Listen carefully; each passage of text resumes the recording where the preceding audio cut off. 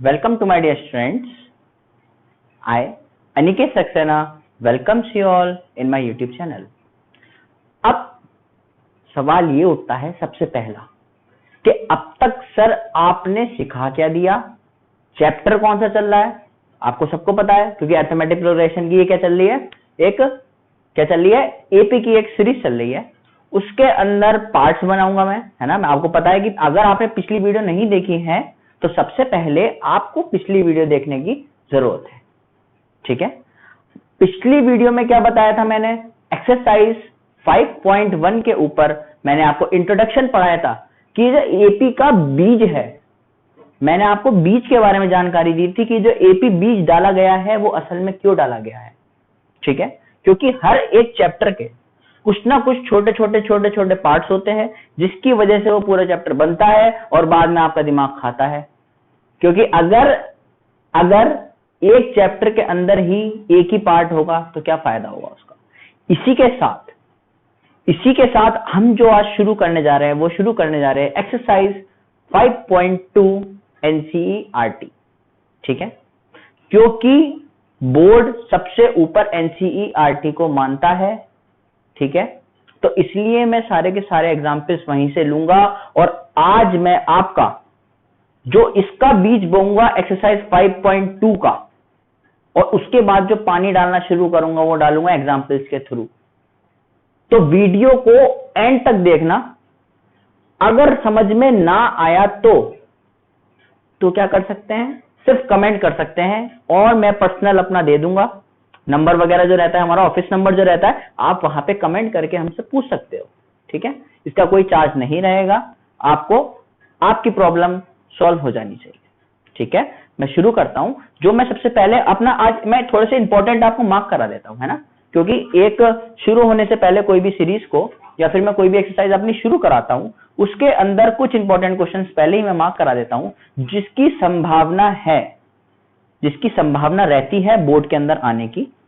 तो अगर मैंने पिछली वीडियो में अपना मार्क नहीं कराया है तो सबसे पहले आप पिछली वीडियो वाला थोड़ा मार्क कर लीजिए। Exercise 5.1 page number 99, third question third part mark कर लेना। थर्ड क्वेश्चन थर्ड पार्ट आप मार्क कर लेना और उसी में जो फोर्थ क्वेश्चन है उसका लास्ट में ये पार्ट है आपका 12th, 13 और इसका है 15 क्वेश्चन। अब आज का जो हेड है वो हेड है आपका, यहाँ पे एक हेडिंग लिखी है पेज नंबर 100 के ऊपर 5.3 nth term of an AP. ये मैं आज आपको पढ़ाऊंगा और इसके ऊपर जो सवाल हमें करने हैं एक्सरसाइज में जो कि इंपॉर्टेंट हैं वो हम मार्क करेंगे। देखिए जो ये है पेज नंबर 101, ठीक है, बड़ी ध्यान से सुनना। इसके लास्ट में सर एक ब्लैक लाइन दे रखी है सबसे लास्ट में, उसको मार्क कर लेना पूरी को। ये nth टर्म निकालने का फॉर्मूला है, क्योंकि nth टर्म मुझे नहीं पता कि अभी क्या होता है, वो सर बता देंगे और एक्सरसाइज को इतना आसान करा देंगे कि आपने खुद ने भी नहीं सोचा होगा कि ये एक्सरसाइज इतनी आसान हो सकती है। अगर एपी की पूरी सीरीज देख लोगे तो वहां से आपको कॉन्फिडेंस डेवलप हो जाएगी, हाँ जब मुझे एक चैप्टर पूरा ऐसा टिप्स पे आ सकता है तो आगे के सारे चैप्टर क्यों नहीं आ सकते। सारी प्लेलिस्ट देखते चले जाना लाइन से। मैं आपके सामने खड़े होकर ये बात कहता हूं कि एक एक सवाल को लगाते चले जाओगे और क्वेश्चन सारे पाते चले जाओगे। अगला जो मार्क करो वो देखो इसमें एग्जाम्पल्स तो क्योंकि मैं सारे कराने वाला हूं, है ना। और लेकिन मैं जो एक्सरसाइज 5.2 के अंदर मैं आपको मार्क कराना चाहता हूं तो वो उसमें मार्क करना क्वेश्चन नंबर 1 का second part and fourth part important, ठीक है। ऐसे ही थर्ड क्वेश्चन पूरा इंपॉर्टेंट मार्क कर लेना और फिफ्थ क्वेश्चन भी इंपॉर्टेंट है, 7th important, 8th important, 9th पे वेरी इंपॉर्टेंट लिख लेना, 11th important, 13 very important, 14 very important, 15 very important, 17 very important and 18 very important on page number 107। ये मैंने करा दिए क्वेश्चन आंसर, मतलब जो एक्सरसाइज के हैं आपके, है ना, जो क्वेश्चन है वो सारे मैंने मार्क करा दिए। एक बात अब की बार याद रखना, क्योंकि कोविड की वजह से कहीं ना कहीं जो हमारा सिलेबस है वो थोड़ा सा रिवाइज करा गया है, तो बोर्ड ने ये बात कही गई है कि आपको जो है प्रॉब्लम्स जो है, ठीक है, जो आपकी प्रॉब्लम्स हैं वो डेली लाइफ प्रॉब्लम ज्यादा नहीं पूछी जाएंगी। जैसे कि भाई बहुत सारी ऐसी प्रॉब्लम्स होती हैं जो डेली लाइफ के ऊपर बेस होती हैं और आपको वो देख के पता चल जाता है ठीक है, जैसे राम ने शाम से इतना कुछ कहा, उतना कुछ कहा, उतना कुछ कहा, भाई पूरे दुनिया भर की बातें, वो वैसी वाली प्रॉब्लम अब की बार मना कर दी गई है। उसमें लिखा गया है डायरेक्ट कि सिंपल प्रॉब्लम्स आएंगी। ठीक है, मतलब कि आपकी एपी के ऊपर जो भी सिंपल प्रॉब्लम बन सकती है या फिर किसी चीज का सम निकालना है उसके ऊपर प्रॉब्लम बन पाएगी। एक बार मैं अपनी अलग से एक वीडियो में सारे इंपॉर्टेंट जितने भी क्वेश्चन है उनका जिक्र कर दूंगा एक एक बार, और मैं आपको क्वेश्चन बता दूंगा कि कैसे वो पूछा जाएगा। ठीक है, अब आप मेरी बात सुनिए, आप अपना पेज नंबर खोलिएगा, आप अपना पेज नंबर खोलिए 100 पेज नंबर, ये एक हेडिंग डालिए, ये है हमारा आज का हेड है जो हमें पूरा करना है। ये लिखा है कि 5.3 ऊपर हेडिंग डाली हुई है nth term of an AP, तो ये मैं आज आपको पढ़ाने जा रहा हूं। तो यहाँ पे आप लिखना कि 5.3 हम पढ़ने जा रहे हैं एनसीईआरटी का पेज नंबर 100। पेज नंबर 100 पे क्या पढ़ने जा रहे हैं, ये लिखा है कि nth term of an AP. आज ये समझाऊंगा कि nth term of an AP है क्या, ऑफ एन एपी है क्या, कि sir nth term of an AP होता क्या है। सबसे पहली बात ये समझनी है। अच्छा, अगर बात समझनी है तो अपनी प्रॉब्लम को अच्छे से पढ़ लो जो कि एनसीईआरटी में दे रखी है। कह रहा है let us consider the situation again. ये अगेन की बात कह रहा है, कोई दिक्कत नहीं है, मैं आपको एक बात बता देता हूं। इसके अंदर वो एक बात कह रहा है कि एक आदमी को 8,000 रुपए मिलते हैं महीने के। ठीक है, उसकी जो पहली सैलरी है, कह रहा था मंथली सैलरी जो है आदमी की वो कितना है, वो 8,000 रुपए है। समझ लेना बात आराम से, जो उसकी मंथली सैलरी है वो 8,000 रुपए है। और ये बात वो कहता है कि उसको हर साल 500 रुपए मिलते ही मिलते हैं। क्या होता है, उसको हर साल 500 रुपए मिलते ही मिलते हैं, मतलब उसका क्या लगता है, स्केल लगता है, उसका इंक्रीमेंट लगता है। सर पहली बात तो आप सर इस बात से कहना क्या चाहते हो, उसने लिखा है what will be her monthly income for the 5th year. अब आप मेरी एक बात बताओ, देखो अगर हम अपने क्वेश्चन को शुरू करें तो आप ये कहोगे कि सर अगर किसी बंदे को फर्स्ट मंथ पे, मतलब फर्स्ट मंथ की इनकम कितनी है, फर्स्ट मंथ की जो इनकम है, क्या है, जो पहले मंथ की इनकम है वो है उसकी 8,000 रुपए। कितनी है, 8,000 रुपए। अगर पहले मंथ की 8,000 रुपए है, ठीक है, वो कह रहा है कि उसको हर साल, ठीक है, उसको हर साल क्या मिलता रहता है, उसको स्केल मिलता रहता है। इसमें लिखा है क्या, हम एक बार और पढ़ लेते हैं इसको। In the monthly salary of the rupees, ठीक है, 8,000 with an annual increment. Annual का मतलब क्या है, पूरे साल में उसका जो है वो इंक्रीमेंट होता है कितने का, 500 रुपए का। अच्छा, अब एक मेरी बात बता दो बड़े आराम से, आप कह सकते हो सर इस बात को कि सर अगर फर्स्ट मंथ की इनकम 8,000 रुपए है तो क्या होगा सर, जो सेकेंड मंथ की इनकम है, सेकेंड मंथ की या सेकेंड ईयर की, sorry, the first year income जो है, या मैं स्टेटमेंट चेंज कर देता हूं, जो फर्स्ट ईयर की इनकम है वो कितनी है, 8,000 है, और जो सेकेंड ईयर की इनकम है वो कितनी होगी, 8,000 रुपए। तो उसकी इनकम पहले से थी, उसमें क्या हुआ, उसमें 500 रुपए का और ज्यादा क्या हो गया, इंक्रीमेंट हो गया। तो इसका मतलब क्या है, 500 क्या होगा यहाँ पे, प्लस हो गए। क्या हो गए, प्लस हो गए। और अगर प्लस हो गए तो अब क्या होगा, अब इसकी सैलरी 8,000 में 500 प्लस करने पे 8,500 आ जाएगी। मैंने कहा बिल्कुल ठीक है। मैं आपसे कहूंगा कि थर्ड ईयर की बताओ, किसकी बताओ, थर्ड ईयर की बताओ इनकम कितनी होगी।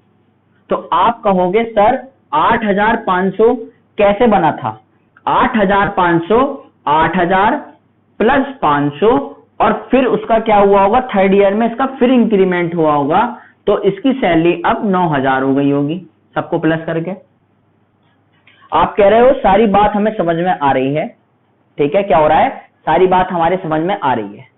आप कह सकते हो सर एक छोटी सी बात जो मुझे यहां से एक और समझ में आ रही है, वो क्या आ रही है कि सर यहां पे क्या हो रहा है, जो उसकी ओरिजिनल इनकम है 8,000 रुपए, प्लस 2 गुना किसका हो रहा है, इंक्रीमेंट का। किसका हो रहा है, इंक्रीमेंट का। मेरी बातों पे ध्यान दे लेना, 2 गुना किसका हो रहा है, इंक्रीमेंट का। इंक्रीमेंट कितना था, 500 रुपए का, ठीक है। तब आंसर कितना आता है, 9,000 आता है। मैं कहूंगा ठीक है।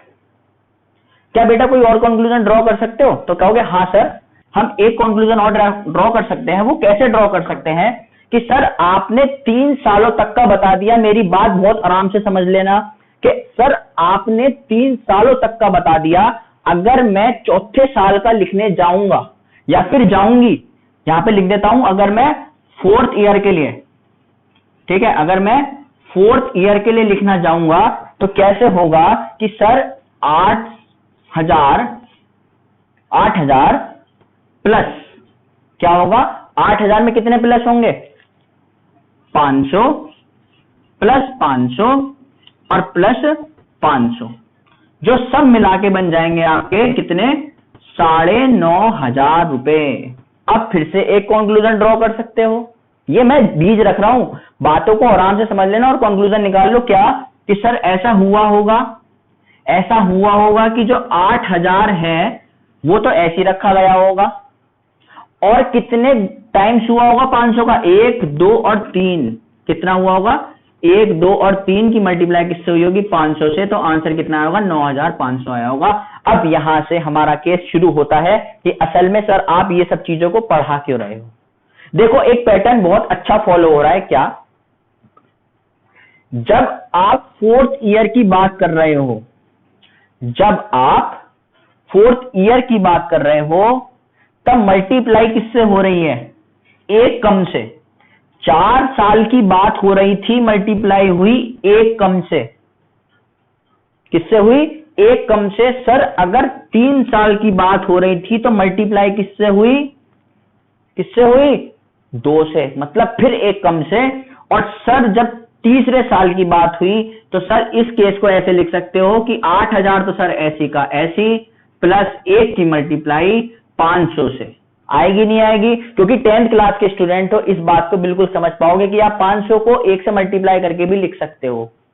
तो आंसर क्या आएगा, आंसर अब भी 8,500 आएगा। इसका कहने का क्या मतलब है, अगर मैं एक कंक्लूजन यहां से ड्रॉ कर दूं तो जो भी हमारा फिक्स्ड रहता है, जो हमें शुरू में मिलता है, सीरीज के शुरू में दे रखा होता है, उसे हम क्या मानते हैं, ए मानते हैं। मैंने पिछले वाले केस में भी समझाया था।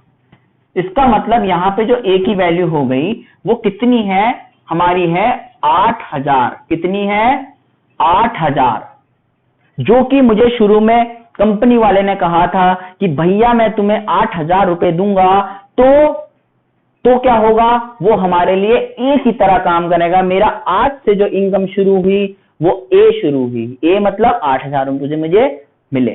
अब देखो क्या हो रहा है, असल में सीरीज कैसे बन रही है बेटे। सबसे पहले मेरी सैलरी 8,000 रुपए थी, कितनी थी, 8,000 रुपए थी। उसके बाद क्या हुआ, मेरी सैलरी में मुझ पर थोड़ी दया खाई गई।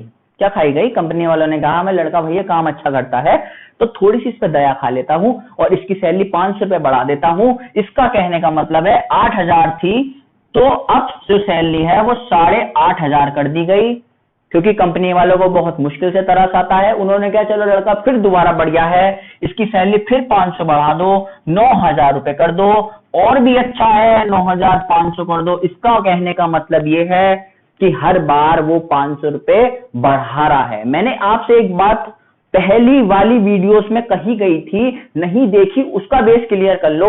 मैंने ये बात छोटी सी कही गई थी कि जितना भी डिफरेंस आता है दो वैल्यूज के बीच में, एक एपी कब बनता है, एपी का बेस तब बनता है जब आगे आने वाली सीरीज में कोई एक पर्टिकुलर नंबर प्लस हो रहा हो। और हाँ, आप ठीक समझ पा रहे हो, आप ये कह रहे हो कि बिल्कुल हो रहा है। सबसे पहले सर जी आपको सैलरी 8,000 रुपए दी जाती थी, फिर 8,500 रुपए दी जाती थी, और उसके बाद 9,000 रुपए दी जाती थी। आप इस बात को कह सकते हो सर यहां पे आपके 500 रुपए बढ़े, जब आपका काम देखा फिर 500 रुपए बढ़े, और फिर आपका काम देखा फिर 500 रुपए बढ़े। तो बेटा जो आपके पैसे एक लगातार उतने बढ़ते जाते हैं उसको क्या बोलते हैं बेटे, डी बोलते हैं। क्या बोलते हैं, डी बोलते हैं। इसका मतलब डी क्या हो गया, यहाँ पे 500 हो गया। क्या हो गया डी, यहाँ पे 500 हो गया। अब अगर मेरी बात सुनो, मैं कहता हूं कि कोई भी एक n ईयर है, क्या है, मैं सारे केस को मिटा देता हूं। अगर मैं आपसे एक बात कहता हूं कि बेटा अगर मुझे ये बताओ कि मुझे एक कोई सा nth ईयर है, जैसे मैं कह रहा हूं कोई 1 year, 2 year, 3 year, 4 year, 5 year, ऐसे मैंने अपनी तरफ से कोई कह दिया कि कोई भी nth ईयर है। nth का मतलब कुछ भी हो सकता है, कोई सा भी ईयर की बात कर रहा हूं। तो मैं कह रहा हूं आपसे कि if we just talking about, तो हम लिख सकते हैं salary of the nth year. nth year मतलब अपनी तरफ से भी कोई सा हमने ईयर मान लिया, तो मेरी उस टाइम पे सैलरी कितनी हो रही होगी, कैसे पता चलेगी?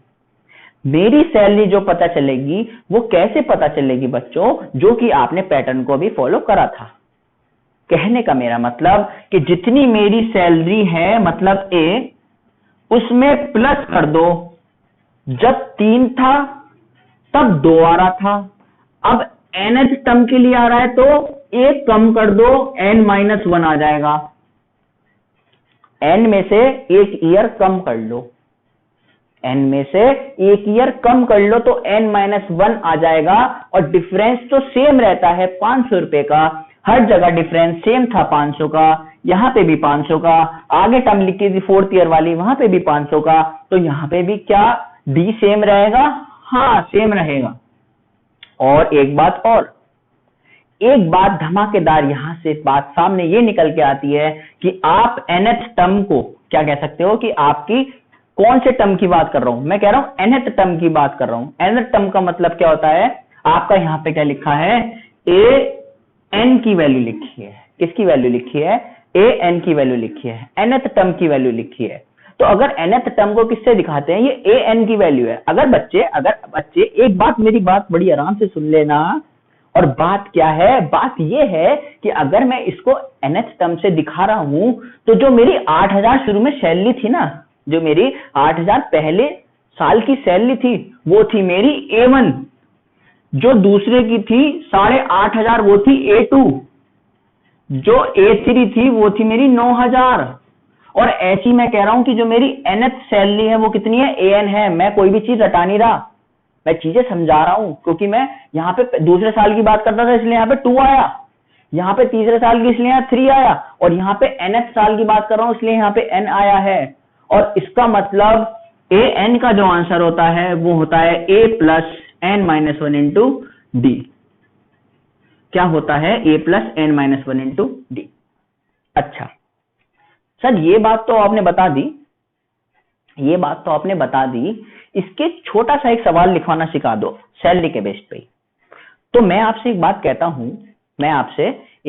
हूं कि बच्चे, बेटा मेरी एक बात सुनो बड़ी आराम से, कूल माइंड ओके। ये बात सुनने की कोशिश करो कि अगर A की वैल्यू 8000 रुपए रहे, किसकी वैल्यू?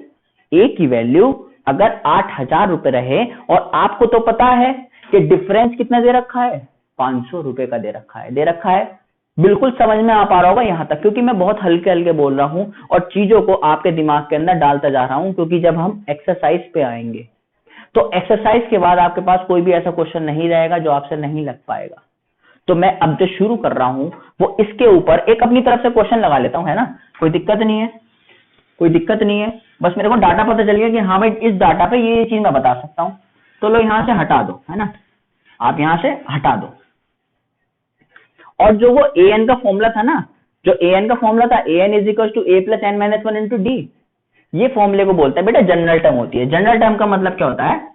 मैं भी बताता हूं आपको। जनरल टर्म का मतलब ये होता है बच्चों कि an, इसको दिखाते हैं an से, इसका फॉर्मूला आता है A plus n-1 into D करके आता है। ठीक है, इसको मैं आउटलाइन कर देता हूं जिससे बच्चों को बहुत अच्छे से समझ में आ जाए। अब मेरा आपसे सवाल है एक छोटा सा, ठीक है? सवाल क्या है देख लेना। अगर मेरी शुरू में सैलरी, अगर मेरी जो A थी वो शुरू में 8000 रुपए थी, कितने थी? 8000 रुपए थी, और जो डिफरेंस था वो 500 रुपए था। कितना था? वो 500 रुपए था। अब मैं आपसे एक बात कहता हूं कि बेटा मुझे ये बताओ कि मेरी सैलरी जब मुझे इसी कंपनी में काम करते करते 15 साल हो गए होंगे, तब मेरी सैलरी कितनी आ रही होगी? बता पाओगे? बिल्कुल बता पाओगे। कैसे?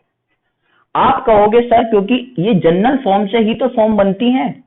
कहने का मतलब क्या है, मैं आपसे कह रहा हूं सैलरी मेरे को बता दो 15th ईयर पे, 15वें साल में मेरी सैलरी क्या होगी। इसका मतलब मैं कितने सालों की बात कर रहा हूं? 15 सालों की। 15 का मतलब क्या है कि जो मेरी एन की वैल्यू है वो कितनी कह रहा हूं मैं? 15 कह रहा हूं। आपको पता है कि जनरल टर्म का फॉर्मूला होता है an is equal to a plus n minus 1 into d. और आप बिल्कुल ठीक समझ रहे हो कि an का मतलब ही तो ये है कि आपकी सैलरी कितनी होगी। तो कितनी तो मुझे पता नहीं है, तो कितनी तो भैया ऐसे ही लिख दो। और जो a है जहां से मैंने कंपनी में बीज बोया था वो है मेरा 8000 प्लस n की वैल्यू क्या थी? n की वैल्यू है 15। जब 15 में से 1 माइनस करेंगे तो आएगा 14। और जब d की मतलब 500 की मल्टीप्लाई करेंगे तो क्या होगा? 8000 तो सर ऐसे लिख दोगे, प्लस 15 में से 1 घटाओगे तो सर बचेगा आपका 14 और मल्टीप्लाई होगी आपकी किससे? 500 से। जब आप यहां पे 8000 दोबारा ऐसे लिख दोगे और मल्टीप्लाई करके 5 4 जा 20, कितना हो जाता है? 20। 5 1 जा 5 और 2 कितने हो गए? 7। और डबल जीरो ऐसे लगा दो। तो जब 8000 में आप 7000 प्लस करोगे तो आपका आंसर कितना आएगा? 15000। मतलब अब आप उस कंपनी के अंदर 15000 रुपए के मेहमान हैं। मेहमान का मतलब आपकी सैलरी आज की डेट में कितनी है? 15000 रुपए। ठीक है। और आप इसकी मदद से ही ना कई सारी चीजें निकाल सकते हो। कई सारी चीजों का मतलब क्या है कि मतलब अब तो मैंने आपसे कहता 15वें साल पे, ठीक है। अगर मैं आपसे कहता कि बेटा 30वें साल पे कितनी सैलरी होगी तो आप बता पाओगे? आप यहाँ पे क्या रख दोगे? एन की वैल्यू 30 रख दोगे। और एन की वैल्यू 30 रखने पे क्या होगा? 30 माइनस 1 29। खाली यहाँ पे जो चेंज आएगा वैल्यू का वो 29 का आएगा, वरना तो ए की वैल्यू भी सेम रहेगी हमेशा और डी की वैल्यू भी सेम रहेगी हमेशा। ठीक है। अब देखना एग्जाम्पल से मैं आपको लेके चलता हूं। जनरल टर्म डाल लेना सर उसको, जो मैंने लिखवाया गया है बहुत यूजफुल है। ठीक है। अब आगे देखना। तो अब मैं जो शुरू करने जा रहा हूं वो आपके सामने वो शुरू करने जा रहा हूं कि example number 3 NCERT page number 102।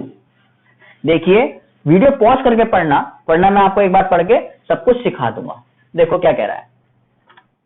वो ये कह रहा है आपसे कि फाइंड द 10th टर्म।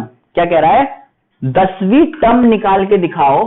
तो आप लिखोगे यहां से क्या कि एग्जाम्पल नंबर 3 जो दे रखा है वो कह रहा है क्या कि find the 10th term. 10th term मतलब वो कह रहा है आपसे A10 निकाल के दिखाओ। क्या निकाल के दिखाओ? A10 का आंसर मेरे को बता दो। किसका आंसर बता दो? A10 का आंसर बता दो। जबकि मैंने आपको AP गिवन है, क्योंकि आप AP से ही अपने सारे कंक्लूजन निकाल पाओगे। AP क्या दे रखी है बच्चों? 2 7 और 12 दे रखी है। मैंने आपसे कहा था, क्या कहा था कि बेटा जो AP की सबसे पहली टर्म होती है हम उसको A बोलते हैं। क्या बोलते हैं? A बोलते हैं। इसका मतलब A का आंसर कितना आ गया हमारा? 2 आ गया। कितना आ गया A का आंसर हमारा? 2 आ गया। और अगर सर A का आंसर 2 आ गया तो सर D भी पता होना चाहिए। D कैसे निकाल सकते हो सर? A2। ये कौन सी टर्म होती है बेटे? A2। और ये कौन सी होती है? A1।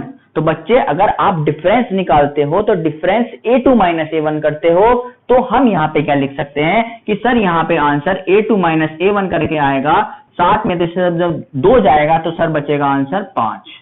मैं कहूंगा हाँ बच्चों बिल्कुल 5 बचेगा। तो क्या आप, अब ध्यान देना मेरी बात पे, तो क्या आप A10 की वैल्यू नहीं निकाल सकते? आप कहोगे A10 की वैल्यू निकाल सकते हैं, क्यों नहीं निकाल सकते? फॉर्मूला तो मेरे को पता है। क्या होता है formula? A plus n minus 1 into D. A की वैल्यू सर ने मेरे को 2 बता दी है, वहां से 2 पुट कर दी है। n क्या आएगा? जो मुझे यहां चाहिए। ये जो 10 लिखा है ना वही तो an है।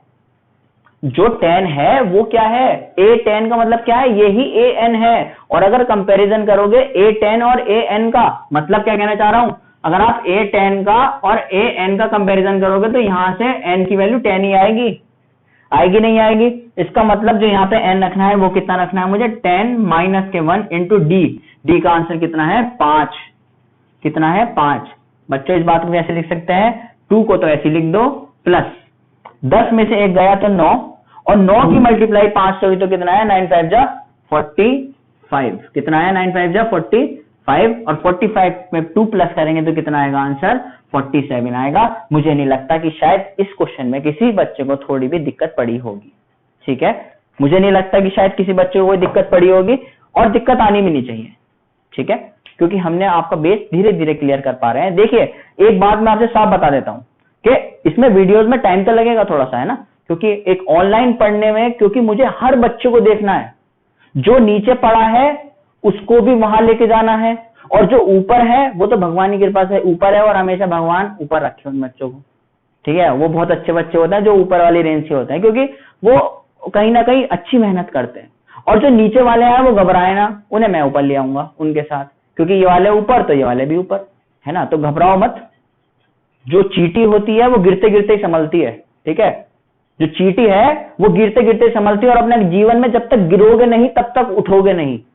अगर तुम कभी गिर रहे हो तो अपने आप को खुश नसीब मान लेना कि भगवान तभी गिराता है जब तुम्हारी उठने की बारी आती है। अगर तुमने उस गिरने को दिल पे ले लिया तो तुम सक्सेस हो, और तुमने उस गिरने को टाल दिया ऐसी कि हाँ जैसा काम चल रहा है वैसे चल रहा है, ठीक है अपना हो जाएगा, ठीक है बोर्ड में क्या हो रहा है अगले साल ले लेंगे, 12th में दे लेंगे, तो ऐसा नहीं समझना है ना चीजों को। इजी गोइंग नहीं करना है लाइफ को। लाइफ भगवान ने एक ही बार दी है, इसको यूटिलाइज कर लो। पबजी फैन मान जाओ सारे के सारे, बड़ी दिक्कत पड़ने वाली है वरना आगे जाके। देखो क्या कह रहा है कि which term of the AP, example 4 करा रहा हूं, ऐसी कौन सी टर्म होगी वो एपी की। बात आराम से सुन लेना, बड़ी ध्यान से डाइजेस्ट कर लो। कह रहा है वो ऐसी कौन सी टर्म होगी एपी की। एपी दे रखा है 21, 18, 15, जिसका आंसर किसके बराबर आता होगा? माइनस के 81 का बराबर आता होगा। मतलब क्वेश्चन नंबर 4 एक एपी दे रखी है, बहुत अच्छा क्वेश्चन है, सिखा के जाएगा बहुत कुछ। 21, 18, 15 कह रहा है कि जिसका क्या है इस कितना आता है उसका आंसर? माइनस के 81 आता है। सर कहना क्या चाह रहा है, देखो अब की बार आपको वही टर्म दे दी है। वो क्या कह रहा है, कौन से नंबर की वो टर्म है, कौन से नंबर की, मतलब 1 2 3 4 5 6, जिसके यहां पे जाके ये सीरीज अगर आगे बढ़ाते चले जाओ, देखो कैसे बढ़ेगी सीरीज, बेस समझ लो। 12 है, सॉरी 21 है, 21 में से 3 घटाया होगा तो 18 आया होगा, 18 में से फिर 15 घटाया होगा तो वो 3 घटाया होगा तो 15 आया होगा, 15 में से फिर 3 घटा देंगे 12, 12 में से फिर 3 9, फिर कितना आ जाएगा 6, फिर कितना आ जाएगा 3, फिर कितना आ जाएगा आपका 3 घटाते 0, फिर माइनस में चला जाएगा। और ऐसे करते करते ऐसी कौन सी टर्म होगी भाई, कहां तक गिनते रहोगे बताना जरा, गिन पाओगे? नहीं गिन पाओगे। इसके लिए क्या करते हैं हमने क्या करा है कि हमने यहां से ए को सर ने बताया था, पहली टर्म ए होती है, और डी जो होती है वो A2 में से A1 वाली टर्म माइनस करके आती है। हमेशा डिफरेंस क्या होता है एपी में, बराबर होता है। तो आप अगर A2 में से A1 को माइनस कर लो, चाहे A3 में से A2 को माइनस कर लो, वो हमेशा बराबर रहता है। तो यहां से कंक्लूजन आया कि D बराबर A2 माइनस A1। और सर ने ये बात बताई थी कि A2 की वैल्यू है 18, कितनी है 18, और माइनस जो है बीच में लगाया वो जो वहां पे क्या है 21, वो लिख दिया हमने कितना 21। और अब जो आंसर आएगा वो आएगा हमारा माइनस के 3। कितना आएगा हमारा आंसर? माइनस का 3। बिल्कुल आप ठीक समझ रहे हो, इसका आंसर माइनस का 3 आएगा। ये मत समझ लेना कि डिफरेंस कभी माइनस में नहीं हो सकता, डिफरेंस पॉजिटिव और नेगेटिव दोनों हो सकता है, ठीक है, जबकि हमारा कोई भी एपी बनना होगा। तो सर वो कह रहा है कि ऐसी कौन सी टर्म होगी। इसका कहने का मतलब है बेटे कि उसने आपको अब की बार an की वैल्यू दे दी माइनस के 81। कह रहा है इस an का nth टर्म बताओ, कौन सी नंबर की टर्म है वो। तो कैसे बताते हैं? मुझे पता है, वी नो दैट, हम लिखेंगे कि वी नो दैट, हमें ये बात पता है, क्या पता है कि जो an होता है वो होता है a plus n minus 1 into D के बराबर। और an का आंसर पहले से माइनस का 181 दे रखा है, और a की वैल्यू सन ने 21 मेरे को बता दी है, प्लस n माइनस 1 ऐसी का ऐसी, और d का वैल्यू क्या लिख दू? माइनस के 3 लिख दू। क्या लिख दूं, माइनस के 3 लिख दूं। और सर ने ये बात मुझे आगे तक की कैलकुलेशन करना पहले भी सिखा रखी है, और अगर नहीं आती है तो कर लो। माइनस का 81 ऐसी का ऐसी, माइनस का 81 ऐसी का ऐसी, 21 ऐसी का ऐसी, ठीक है। अंदर -3 की मल्टीप्लाई करोगे तो कितना आएगा, देखो बाहर प्लस है, इस बात को मत भूलना। जब -3 की मल्टीप्लाई n से होगी तो कितना आएगा, माइनस के 3n आएगा।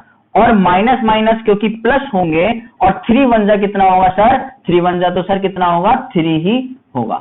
अब क्या कर सकते हो, माइनस का 81 ऐसी लिख दोगे, 21 ऐसी का ऐसी, बाहर प्लस का साइन है, अंदर ब्रैकेट में कोई चेंज नहीं आएगा तो माइनस के 3n प्लस के 3, माइनस का 81 ऐसी का ऐसी, प्लस प्लस वाले टर्म जोड़ लोगे तो दोनों को जोड़ के कितना आंसर आएगा, 24 आएगा, और माइनस के 3n आएगा। अब क्योंकि आपको n की वैल्यू क्या बराबर निकालनी है, पॉजिटिव आती है, आपकी नंबर ऑफ टर्म्स कभी नेगेटिव तो नहीं आ सकती, क्योंकि मुझे आंसर पॉजिटिव लाना था, इसलिए मैं क्या करूंगा, माइनस के 3n इधर लेके जाऊंगा, तो ये बन जाएगा प्लस का 3n इज इक्वल टू 24, ये माइनस के 81 इधर उठ के काय में आएगा, प्लस का 81 आ जाएगा, और 4 और 1 5 आ जाएगा, और 8 और 2 10 आ जाएगा, और 3n आ गया। n की वैल्यू किसके बराबर आ जाएगी, 105। जो चीज मल्टीप्लाई में होती है वो चीज डिवाइड में आ जाती है, और 3 3 जा 9 और 3 5 जा 15, तो सर n की वैल्यू 35 होगी। वो ऐसी 35वीं टर्म होगी, वो ऐसी 35वीं टर्म होगी जहां पे जाके आंसर क्या आ रहा होगा आपका, क्या आ रहा होगा आपका आंसर, माइनस का 81 आ रहा होगा। मुझे लगता है कि यहां तक सब बच्चों को समझ में आ गया होगा।